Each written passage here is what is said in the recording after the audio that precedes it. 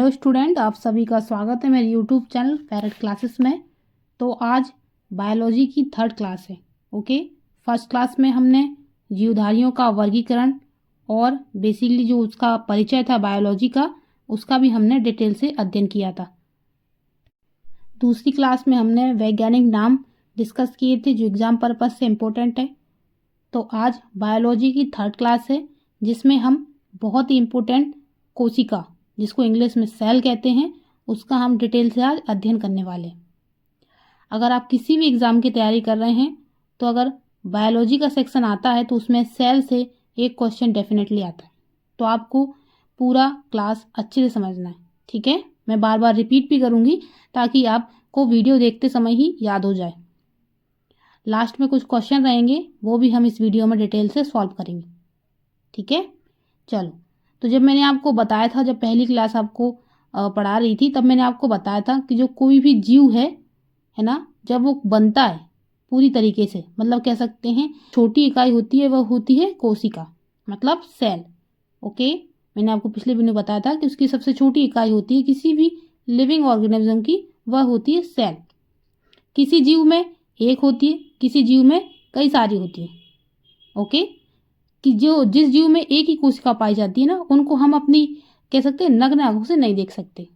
उसके लिए हमको माइक्रोस्कोप से उसको देखना पड़ेगा। बट जिसमें कई सारी कोशिका होती हैं किसी बॉडी में, तो उसको हम इजीली देख सकते हैं, ठीक है। ओके, तो जब मैंने आपको बोला था कि कोई भी लिविंग ऑर्गेनिज्म की सबसे छोटी इकाई होती है उसकी कोशिका, और यही कोशिकाएं मिलकर क्या बनाती हैं? टिश्यू। ओके, आप इमेज में देख सकते हैं। और यही टिश्यू मिलकर क्या बनाते हैं? ऑर्गन बनाते हैं। और यही ऑर्गन एक ऑर्गन सिस्टम का निर्माण करते हैं, और यही सिस्टम पूरा एक बॉडी तैयार करता है, ठीक है। तो यही एक प्रोसेस रहेगी। तो आज इसी में हम उसकी सबसे छोटी इकाई कोशिका के बारे में डिटेल से जानेंगे। चलो, थ्योरी कंप्लीट करते हैं पॉइंट बाय पॉइंट। तो जीवधारियों की आधारभूत संरचनात्मक एवं कार्यात्मक इकाई को कोशिका कहा जाता है, ठीक है। मतलब जो जीवधारी है, मतलब जो भी लिविंग है एंटिटी, उनकी जो आधारभूत संरचनात्मक और एक उसकी कार्यात्मक इकाई है, यूनिट है, उसी को सेल कहा जाता है। और संसार के सभी जीव छोटी छोटी कोशिकाओं से मिलकर बने होते हैं। नेक्स्ट पॉइंट रहेगा कोशिका के बारे में। कोशिका के अध्ययन को साइटोलॉजी कहा जाता है, बहुत ही इंपॉर्टेंट है। कोशिका के अध्ययन को क्या कहा जाता है? साइटोलॉजी। नेक्स्ट रहेगा, सर्वप्रथम कोशिका की खोज 1665 ईस्वी में रॉबर्ट हुक ने की, किंतु इन्होंने मृत कोशिका की खोज की थी और इन्हें फादर ऑफ साइटोलॉजी कहा जाता है। मतलब सबसे पहले तो खोज की थी रॉबर्ट हुक ने, बट जो रॉबर्ट हुक थे, इन्होंने एक मृत कोशिका की खोज की थी, वह जीवित कोशिका की खोज नहीं थी। फिर भी क्योंकि इन्होंने सबसे पहले कोशिका की खोज की थी, इसलिए इनको फादर ऑफ साइटोलॉजी कहा जाता है, रॉबर्ट हुक, 1665। उसके बाद सर्वप्रथम जीवित कोशिका की खोज करते हैं 1674 ईस्वी में एंटोनी वॉन ल्यूवेनहॉक। ये जो पर्सन थे एंटोनी वॉन ल्यूवेनहॉक, इन्होंने 1674 में एक जीवित कोशिका की खोज की थी।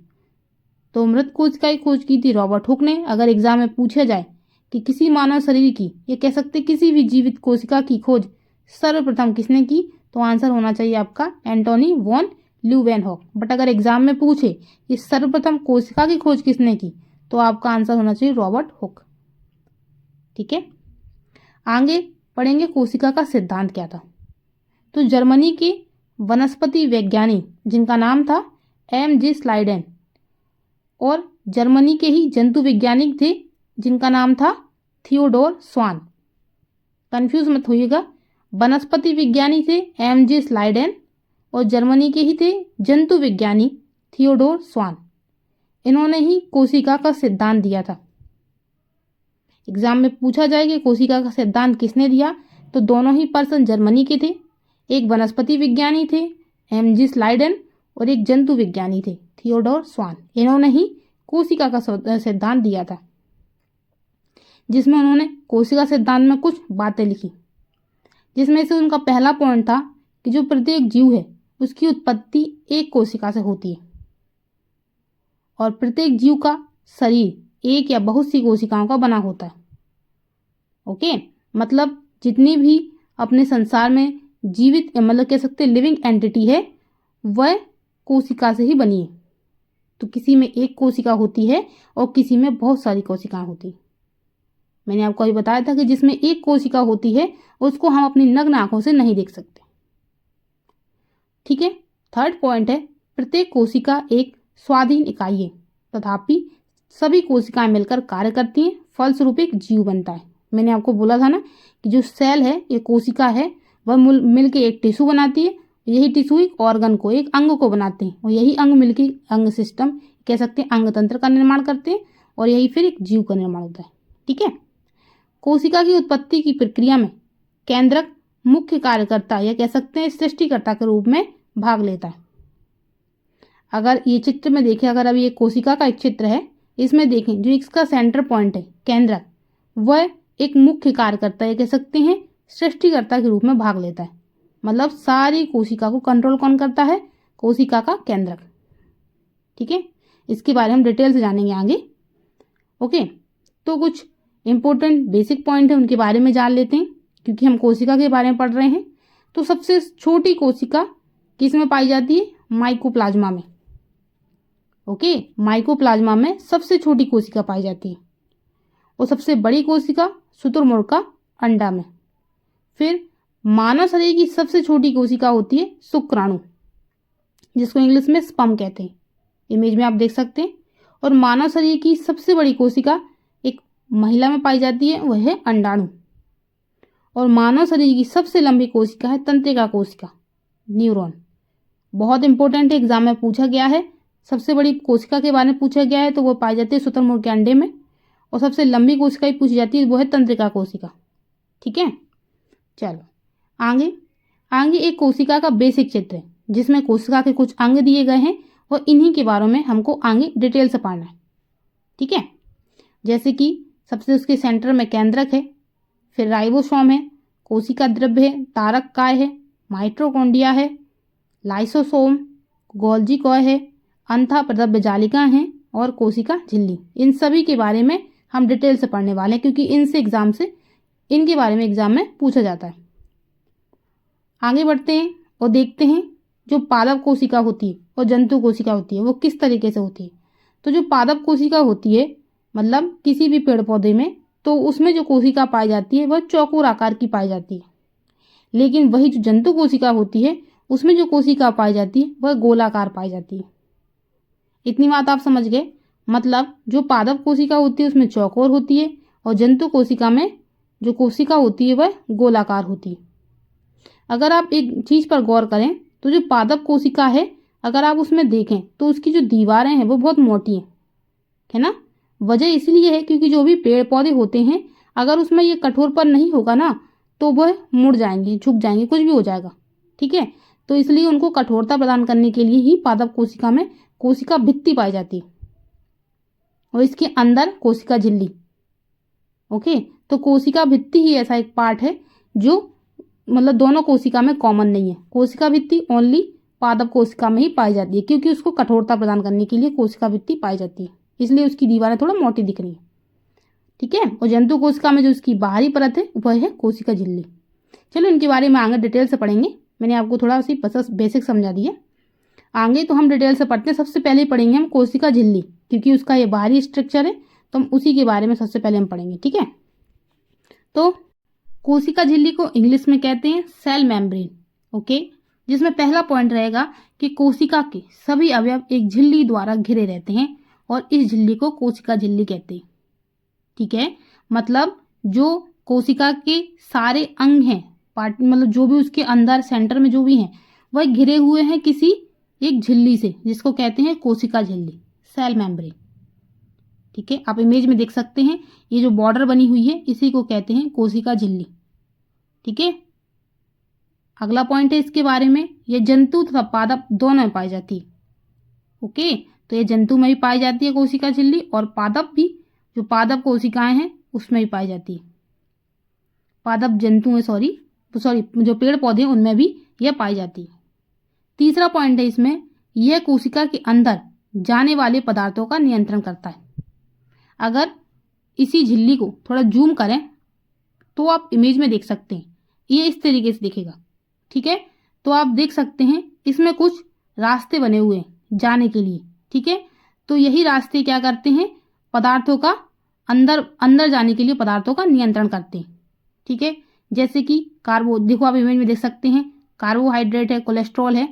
ठीक है, ये सब क्या करते हैं, अंदर भेजते हैं। किस चीज को अंदर भेजते हैं, पदार्थों का अंदर भेजने के लिए उसका नियंत्रण करते हैं।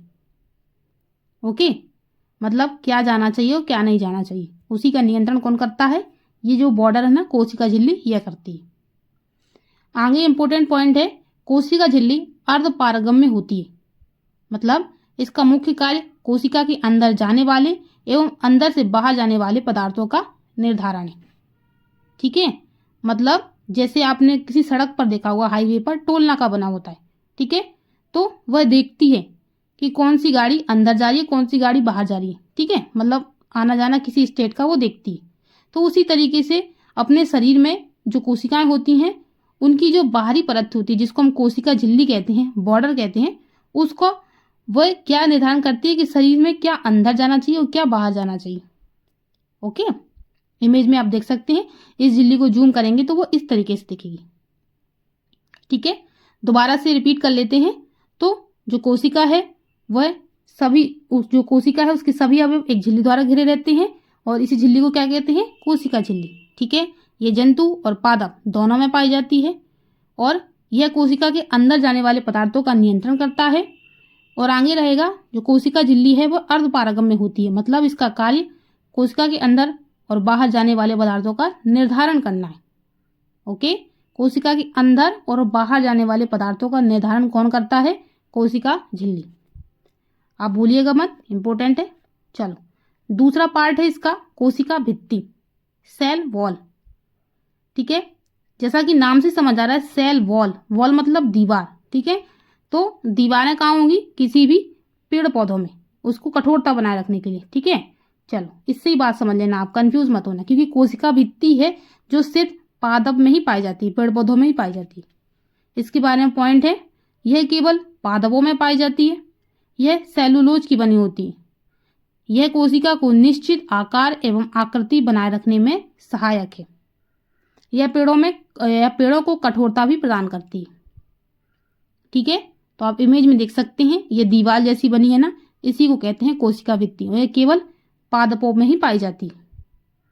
और यह बनी होती है सेल्यूलोज की। और ये क्या करती है, कोशिका को निश्चित आकार व आकृति बनाए रखने में सहायक होती है। क्योंकि अगर ये नहीं होगी ना तो फिर उसका आकार बिगड़ जाएगा, क्योंकि थोड़ी पेड़ों में कठोरता भी यही प्रदान करती है। कौन करती है, कोशिका भित्ति। ओके, तो जंतुओं में कोशिका भित्ति पाई जाती है, वह बनी होती है लिपिड और प्रोटीन की। पादपों में सेलुलोज की बनी होती है, जीवाणु में पेप्टिड और ग्लाइसिन की बनी होती है और कवक में काइटिन की बनी होती है। ठीक है, चलो आगे चलते हैं। अब पढ़ेंगे केंद्रक के बारे में। केंद्रक, न्यूक्लियस, केंद्रक से ही समझ आ रहा है कि किसी कोशिका का सेंटर पॉइंट। तो आप इमेज में देख सकते हैं, यह है केंद्रक। तो कोशिका के मध्य में एक रचना होती है जिसे केंद्रक कहते हैं। यह पादप कोशिका तो जंतु कोशिका दोनों में पाई जाती है। यह कोशिका का सबसे प्रमुख अंग है, क्योंकि यह कोशिका के प्रबंधक के रूप में कार्य करता है, यानी उसको नियंत्रित करता है। मतलब कि पूरी कोशिका का मैनेजमेंट कौन संभालता है, केंद्रक। ठीक है, तो इसे ही क्योंकि यह मैनेजमेंट पूरा संभालता है कोशिका का, तो इसीलिए इसको कोशिका का दिमाग भी कहा जाता है। ओके, और इसकी खोज रॉबर्ट ब्राउन ने 1831 में की थी। इसमें डीएनए, आरएनए और गुणसूत्र भी पाए जाते हैं। इसमें 70 से 80% प्रोटीन, 10% डीएनए और 2 से 3% आरएनए तथा 3 से 5% लिपिड पाया जाता है। ओके, अगर आप देखिए एग्जाम पर्पज से कि कैसे क्वेश्चन बन के आएगा, तो क्वेश्चन बन के आएगा कि केंद्रक किन कोशिका में पाया जाता है, तो आपका आंसर होना चाहिए यह दोनों कोशिका, पादप और जंतु दोनों में पाया जाता है। अगर क्वेश्चन बने कि कोशिका का दिमाग किसे कहते हैं, तो इसका आंसर बनेगा केंद्रक। फिर आ सकता है क्वेश्चन कि केंद्रक की खोज किसने की, तो आपका आंसर होना चाहिए रॉबर्ट ब्राउन। किस सन में, 1831 में। ठीक है, ये कुछ इंपॉर्टेंट क्वेश्चन बन सकते हैं केंद्रक से रिलेटेड। दोबारा रिपीट कर लेते हैं। तो जो केंद्रक है वह एक मध्य की एक रचना है, कोशिका के मध्य में एक रचना है जिसे केंद्रक कहते हैं। यह पादप कोशिका और जंतु कोशिका दोनों में पाई जाती है। यह कोशिका का सबसे प्रमुख अंग है क्योंकि यह कोशिका के प्रबंधक के रूप में कार्य करता है, मतलब उसको नियंत्रित करता है, और इसलिए इसको कोशिका का दिमाग कहते हैं। और इसकी खोज की थी रॉबर्ट ब्राउन ने 1831 में। और इसमें डीएनए, आरएनए और गुणसूत्र पाए जाते हैं, जिसमें 70 से 80% प्रोटीन, 10% डीएनए, 2 से 3% आरएनए और 3 से 5% लिपिड पाया जाता है। ठीक है, तो ये केंद्रक हो गया, केंद्रक के बारे में जान लिया। अब पढ़ेंगे हम अंतः प्रदब्य जालिका के बारे में, एंडोप्लाज्मिक रेटिकुलम के बारे में। ठीक है, तो जिसमें पहला पॉइंट रहेगा कि यह कोशिका के अंदर आंतरिक सहायता प्रदान करता है, मतलब उसकी जो इंटरनल फंक्शन है उसमें हेल्प करता है कौन? अंतः प्रदब्य जालिका। इसकी खोज की थी कीथ पॉटर, अल्बर्ट क्लॉड और अर्नेस्ट फॉलम ने की थी। ओके, यह 2 प्रकार की होती है, चिकनी अंतः प्रदब्य जालिका, स्मूथ एंडोप्लाज्मिक रेटिकुलम या जिसको SER कहते हैं, और दूसरी है खुरदरी अंतः प्रदब्य जालिका जिसको रफ एंडोप्लाज्मिक रेटिकुलम या RER कहते हैं। दोनों को जान लेते हैं। चिकनी अंतः प्रदब्य जालिका, तो यह कोशिका में कार्बोहाइड्रेट तथा वसा के संश्लेषण में सहायक होती है। और खुरदरी अंतः प्रदब्य जालिका, यह खुरदरी अंतः प्रदब्य जालिका के बाहरी झिल्ली के ऊपर छोटे छोटे कण रहते हैं जिन्हें राइबोसोम कहते हैं, और यह प्रोटीन संश्लेषण में सहायक है। ओके, चलो अब इमेज से समझ लेते हैं। सबसे पहले आप देखो, यह है कोशिका का चित्र। ठीक है, यह एक जंतु कोशिका का चित्र है। इसमें आप देखो कि जो ग्रीन कलर है, ठीक है, ये है अंतः प्रदब्य जालिका, जिसमें से जो केंद्रक के पास चिपके हुए हैं यह है खुरदरे पॉइंट, यह कह सकते हैं खुरदरी अंतः प्रदब्य जालिका, और उसके बाहर जो चिपके हैं छोटे छोटे वह हैं ग्रीन वाले ही, वह है चिकनी अंतः प्रदब्य जालिका। ठीक है, अगर इनको जूम करें तो इस तरीके से चित्र आएगा। ठीक है, तो अगर आप जूम करके देखें तो सबसे आगे जो रेड से कलर में है वह है खुरदरी अंतः प्रदब्य जालिका, और जो उसके पीछे है येलो वह है चिकनी अंतः प्रदब्य जालिका। ठीक है, तो चिकनी अंतः प्रदब्य जालिका क्या करती है? यह करती है कार्बोहाइड्रेट और वसा का संश्लेषण करती है कोशिका के अंदर। बट जो खुरदरी वाली अंतः प्रदब्य जालिका है, इसमें अगर आप एक डॉट डॉट से देखें तो यह क्या है? राइबोसोम। ठीक है, तो राइबोसोम कहाँ होते हैं? तो राइबोसोम होते हैं खुरदरी अंतः प्रदब्य जालिका के ऊपर। आगे हम राइबोसोम के बारे में पढ़ेंगे, बट आप यहाँ पे देख सकते हैं कि जो खुरदरी अंतः प्रदब्य जालिका है जो रेड कलर में है वही है खुरदरी अंतः प्रदब्य जालिका, और इसी के ऊपर है राइबोसोम। और यही राइबोसोम कोशिका में प्रोटीन कह सकते हैं प्रोटीन बनाने में सहायता करते हैं या प्रोटीन संश्लेषण में सहायक है। तो दोनों के कार्य आप समझ गए। ठीक है, तो किसी भी कोशिका में 2 प्रकार की अंतः प्रदब्य जालिका होती है। पहली होती है चिकनी अंतः प्रदब्य जालिका जो कार्बोहाइड्रेट और वसा का संश्लेषण करती है। फिर है खुरदरी अंतः प्रदब्य जालिका जिसमें छोटे छोटे जो कण ये चिपके हैं इनको ही राइबोसोम कहते हैं, और यही राइबोसोम प्रोटीन का निर्माण करती है, कह सकते हैं प्रोटीन संश्लेषण में सहायक होते हैं। ओके, चलो आगे पढ़ते हैं इन्हीं राइबोसोम के बारे में। तो यह पादप कोशिका एवं जंतु कोशिका दोनों में पाया जाता है। इसकी खोज जॉर्ज ए पाल्दे ने की थी। ओके, थोड़ा इंग्लिश पढ़ने में वो मिस्टेक हो सकती है, तो आप थोड़ा समझ लीजिएगा। यह कोशिका का सबसे छोटा अंग है। यह राइबोन्यूक्लिक एसिड नामक अम्ल व प्रोटीन की बनी होती है। इसे प्रोटीन की फैक्ट्री भी कहा जाता है। क्यों कहा जाता है प्रोटीन की फैक्ट्री? क्योंकि यही प्रोटीन का निर्माण भी करते हैं। इसका मुख्य कार्य प्रोटीन का संश्लेषण करना है। ओके, तो अभी हमने समझा, फिर से रिवाइज करते हैं हम कि जो राइबोसोम है कहाँ पर है? खुरदरी अंतः प्रदब्य जालिका के ऊपर है। तो यह पादप कोशिका एवं जंतु कोशिका दोनों में पाई जाती है। इसकी खोज की थी जॉर्ज ए पाल्दे ने। ठीक है, यह कोशिका का सबसे छोटा अंग है। ठीक है, क्योंकि छोटे छोटे ही दिख रहे हैं। और यह राइबोन्यूक्लिक एसिड अम्ल, ठीक है, वह प्रोटीन के बने होते हैं, और इसमें इसी को प्रोटीन की फैक्ट्री कहा जाता है क्योंकि ये प्रोटीन संश्लेषण का कार्य भी करते हैं। आप ठीक है समझ गए इसकी स्थिति। अब जान लेते हैं राइबोसोम कितने प्रकार के होते हैं, क्योंकि ये जो डॉट्स दिख रहे हैं ये कई छोटे भी हैं, कई बड़े भी हैं, तो इनके बारे में जान लेते हैं। तो ये 2 प्रकार के होते हैं, 70S और 80S। जो 70S है वह आकार में छोटे होते हैं, जैसे कि माइटोकॉन्ड्रिया और बैक्टीरिया। और 80S ये आकार में बड़े होते हैं, ये पाए जाते हैं विकसित पौधे व जंतुओं में। ओके, तो जो माइटोकॉन्ड्रिया और बैक्टीरिया वाले जो जीव होते हैं उसमें 70S राइबोसोम पाए जाते हैं जो आकार में छोटे होते हैं, और जो 80S है जो आकार में बड़े होते हैं वह विकसित पौधे और जंतुओं में पाए जाते हैं। इतनी बात आप समझ गए राइबोसोम के बारे में। अब पढ़ेंगे, बहुत ही इंपॉर्टेंट है, माइटोकॉन्ड्रिया के बारे में। ओके, तो इसकी खोज हुई थी 1880 ईस्वी में कॉलिकर द्वारा। ओके, इसने क्या किया, ठीक है, तो मतलब जो माइटोकॉन्ड्रिया है इसकी खोज हुई 1880 में कॉलिकर ने। इसने कहाँ खोज की माइटोकॉन्ड्रिया की? कीटों की रेखित पेशियों में। फिर माइटोकॉन्ड्रिया के बारे में नेक्स्ट पॉइंट रहेगा, 1890 में एक सन आई, मतलब 1880 के बाद 1890 आया, जिसमें एक पर्सन रहे ऑल्टमैन। इन्होंने कोशिकाओं में इसकी उपस्थिति को बताया और उन्होंने इसका नाम बायोब्लास्ट रखा। ठीक है, फिर 1898 में सी बेंडा आए और इन्होंने इसका नाम माइटोकॉन्ड्रिया रखा।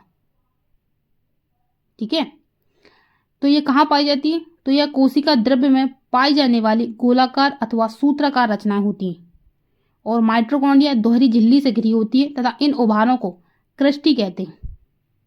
ठीक है, चलो थोड़ा जूम करके समझ लेते हैं। तो यह है कोशिका। ठीक है, कोशिका का ये जो पार्ट देख रहे हैं आप, ठीक है, इसी को अगर जूम करें तो ये इस तरीके से दिखता है।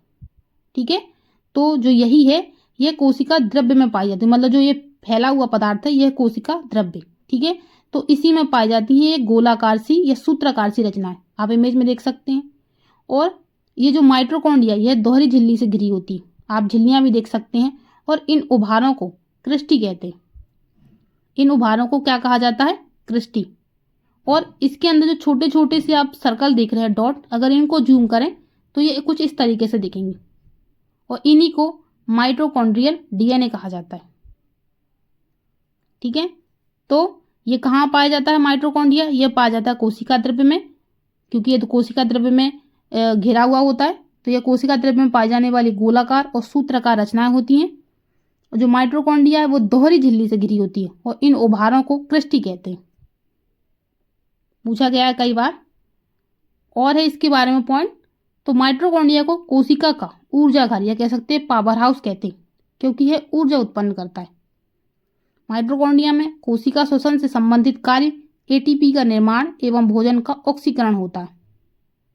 तो जो माइटोकॉन्ड्रिया है वह कोशिका श्वसन से संबंधित कार्य जैसे कि एटीपी का निर्माण एवं भोजन का ऑक्सीकरण करता है, यह उसका काम है।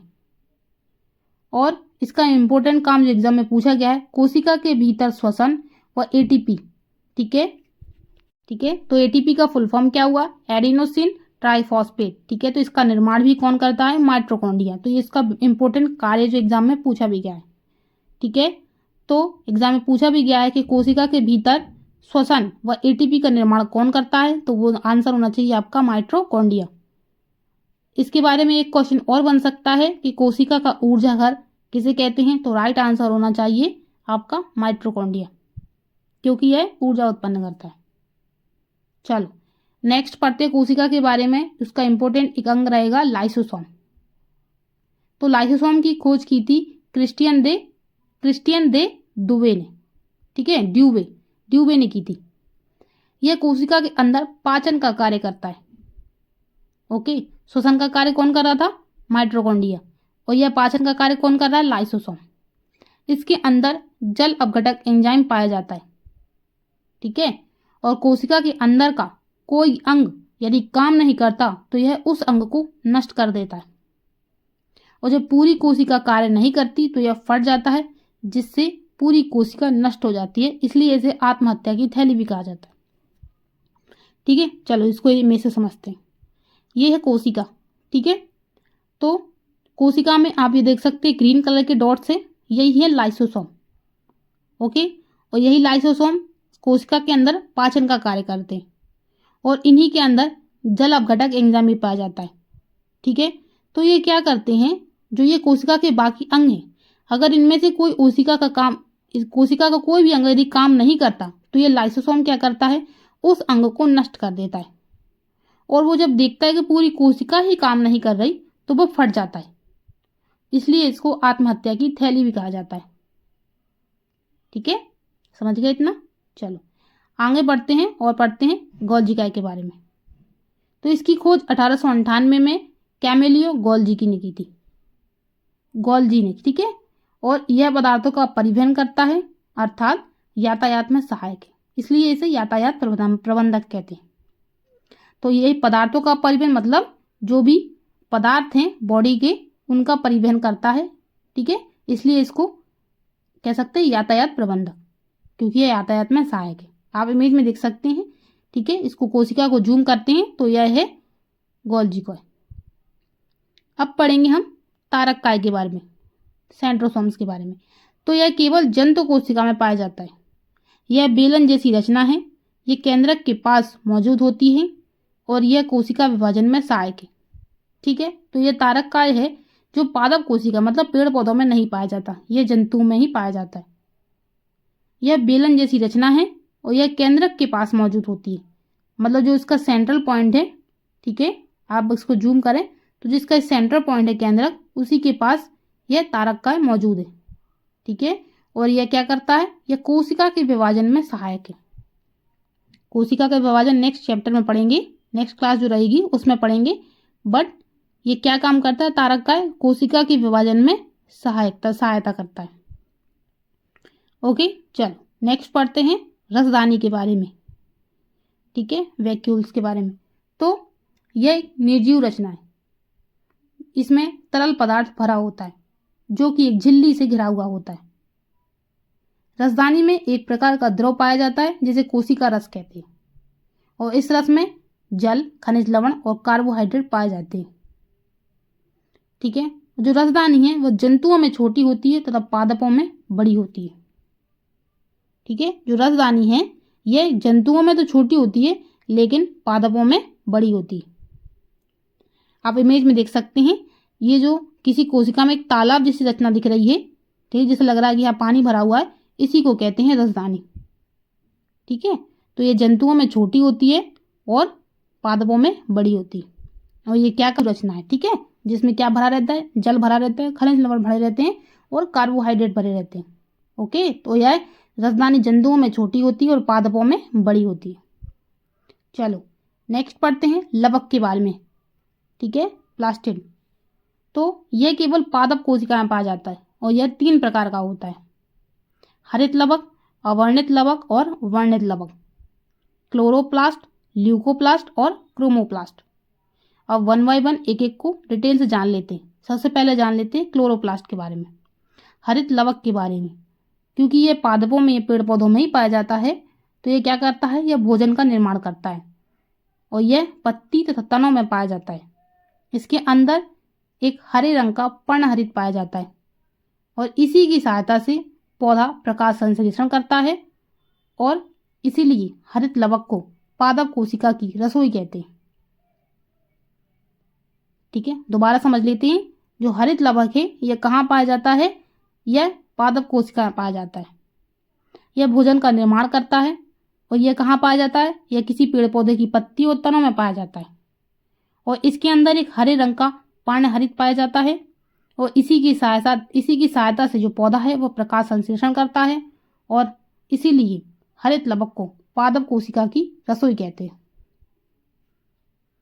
दूसरा है अवर्णित लवक।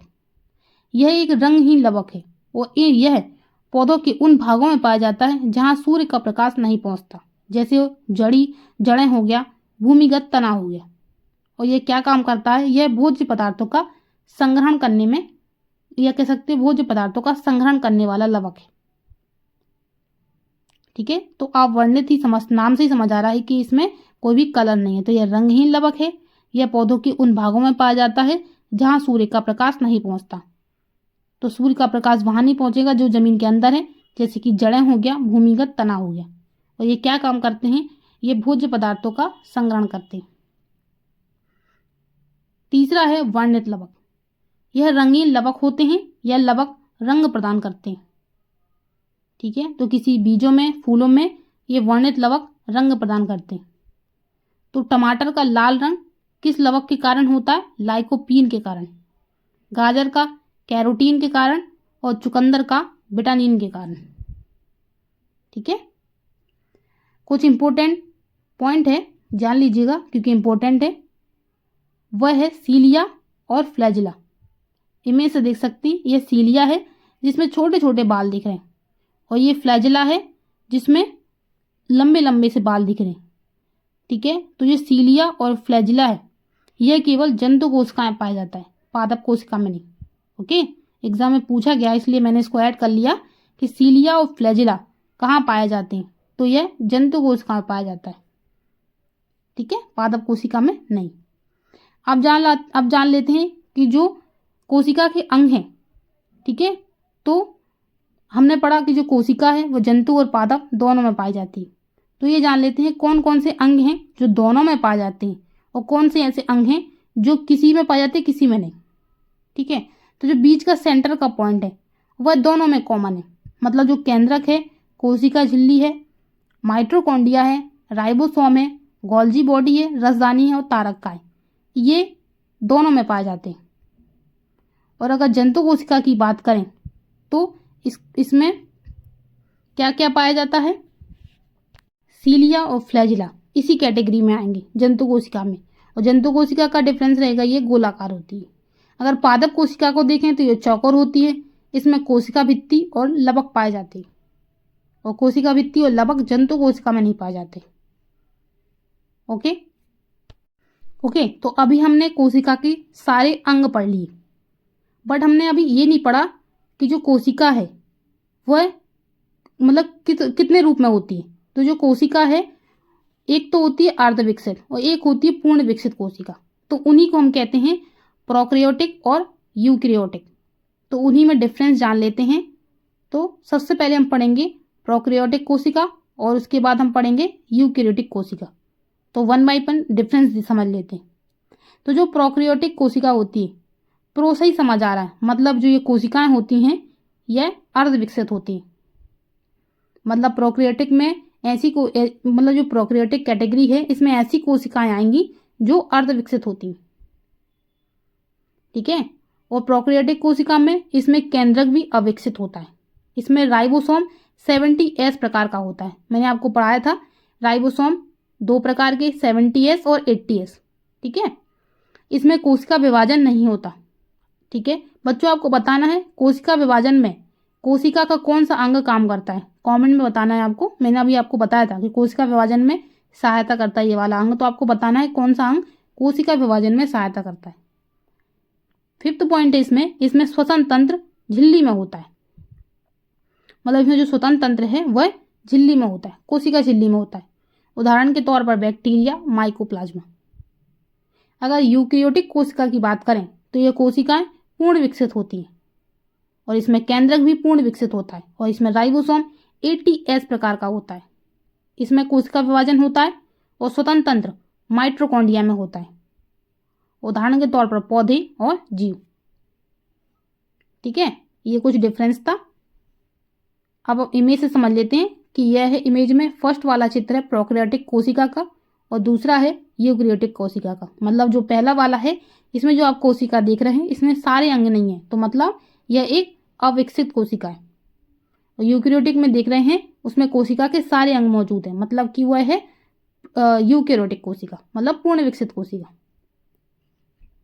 ओके, तो यहाँ पर जितनी भी थ्योरी थी सारी कंप्लीट हो चुकी है। अब बढ़ते हैं टेस्ट की तरफ, जानते हैं कि आप कितने क्वेश्चन सॉल्व कर पाते। ठीक है, चलो, जिसमें पहला क्वेश्चन है, इसको इंग्लिश में सेल कहते हैं, कि वैज्ञानिक अध्ययन को क्या कहा जाता है। ऑप्शन है फिजियोलॉजी, हिस्टोलॉजी, साइटोलॉजी या टेक्सोनॉमी। तो राइट आंसर है साइटोलॉजी। नेक्स्ट है, मानव शरीर में कोशिकाओं की खोज किसने की थी। तो ऑप्शन है Herbert Spencer, Charles Darwin, Albert Einstein या रॉबर्ट हुक। तो राइट आंसर है option D, Robert Hooke. Next है, ब्रिटिश वैज्ञानिक ने 1665 में कोशिका की खोज की। ऑप्शन है रॉबर्ट हुक, फ्लेमिंग, ल्यूवेनहॉक या रॉबर्ट ब्राउन। तो राइट आंसर है आपका रॉबर्ट हुक। फोर्थ क्वेश्चन है, रॉबर्ट हुक ने कोशिकाओं की खोज उन्हें खालिस्तान में देख कर की थी। तो ऑप्शन है प्याज की झिल्ली, पतली कार्क के टुकड़े, तालाब के जल या कोई विकल्प नहीं। तो राइट आंसर है पतली कार्क के टुकड़े। नेक्स्ट है, ल्यूवेनहॉक ने सबसे पहले स्वतंत्र जीवित कोशिकाओं की खोज खालिस्तान में की थी। तो ऑप्शन है तालाब के जल, सागर के जल, मिट्टी और मानव शरीर। तो राइट आंसर है ऑप्शन ए तालाब के जल। नेक्स्ट है, निम्नलिखित में से कौन सी सबसे बड़ी ज्ञात कोशिका है? तो ऑप्शन है यूकैरियोटिक कोशिका, प्रोकैरियोटिक कोशिका, माइकोप्लाज्मा या शुतुरमुर्ग का अंडा। तो राइट आंसर है ऑप्शन डी शुतुरमुर्ग का अंडा। ठीक है। नेक्स्ट क्वेश्चन है, सभी पौधे एवं जंतु कोशिकाओं से बने तथा कोशिका जीवन की मूलभूत इकाई है। दिया गया कथन निम्नलिखित में से किस सिद्धांत का है? तो ऑप्शन है जैव विकास का सिद्धांत, वंशानुगति का सिद्धांत, कोशिका सिद्धांत या प्राकृतिक वर्ण का सिद्धांत। तो राइट आंसर है कोशिका सिद्धांत। नेक्स्ट है, कोशिका सिद्धांत का प्रस्ताव देने वाले वैज्ञानिक का नाम बताइए। तो ऑप्शन है एम.जे. स्लीडन या थियोडोर स्वान, लेमार्क, ट्रावा, यार्नेस या विटकर और स्टानले। तो राइट आंसर है ऑप्शन ए एम.जे. स्लीडन और थियोडोर स्वान।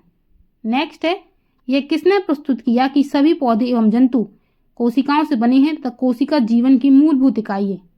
तो ऑप्शन है एम. स्लीडन तथा टी. स्वान, वीरसॉ, जे.ई. पुरकिंजे या ल्यूवेनहॉक। तो राइट आंसर है ऑप्शन ए। नेक्स्ट है, किसने कोशिका सिद्धांत को और आगे बढ़ाया तथा यह बताया कि सभी कोशिकाएं पूर्ववर्ती कोशिकाओं से बनी होती हैं? तो ऑप्शन है टी. स्वान, एम. स्लीडन, जे.ई. पुरकिंजे या रुडोल्फ विर्चो। तो राइट आंसर है रुडोल्फ विर्चो। नेक्स्ट है, निम्नलिखित में से कौन सा जीव कोशिका सिद्धांत के अनुरूप नहीं है? ऑप्शन है बैक्टीरिया, वायरस, कवक या पौधे। तो राइट आंसर है ऑप्शन बी वायरस। नेक्स्ट है, प्रोकैरियोटिक कोशिका में निम्नलिखित में से कौन सा नहीं होता? ऑप्शन है राइबोसोम, कोशिका झिल्ली, नाभिक या केंद्रक, डीएनए। तो राइट आंसर है ऑप्शन सी नाभिक या जिसको केंद्रक भी कहते हैं। ओके। नेक्स्ट है, प्रोकैरियोटिक कोशिकाएं निम्नलिखित में से किस प्राणी जगत में पाई जाती है? तो ऑप्शन है कवक, एनिमेलिया, प्रोटिस्टा या मोनेरा। तो राइट आंसर है ऑप्शन डी मोनेरा। नेक्स्ट है, ज्ञात सबसे छोटा प्रोकैरियोटिक जीव है? ऑप्शन है माइक्रोसिस्टिस, माइक्रोप्लाज्मा, बैक्टीरिया या क्लोरेला। तो राइट आंसर है माइक्रोप्लाज्मा। नेक्स्ट है, यूकैरियोटिक कोशिकाओं में आरएनए का संश्लेषण होता है, बताना है आपको किस में होता है? ऑप्शन है माइटोकॉन्ड्रिया, सेंट्रियोल्स, रिबोसोम्स या न्यूक्लियस। तो राइट आंसर यहाँ पर ऑप्शन डी न्यूक्लियस में। नेक्स्ट है, यूकैरियोटिक सेल में प्लाज्मा झिल्ली किससे बनी होती है?